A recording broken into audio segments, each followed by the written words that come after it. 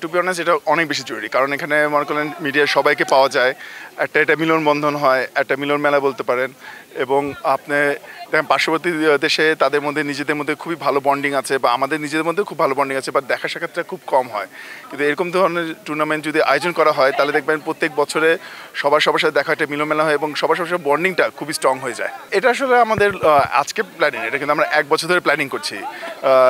1 বছর ধরে ইরফান একটা করে একটা গ্রুপ করে, অলস্টার গ্রুপ, সেখানে আমি ইরফান মিলে সবাইকে এখানে অ্যাড করতে থাকি। তখনই আমরা প্ল্যান করি আসলে সবার সাথে সবার পরিচয় হওয়া দরকার, কারণ অনেকে চেনে না, ক্রিকেট খেলে, পরে এরকম টুর্নামেন্ট করতে গেলে নিজেদের মধ্যে একটা গন্ডগোল হয় যে একে চিনি না, ও ভালো খেলে খারাপ খেলে।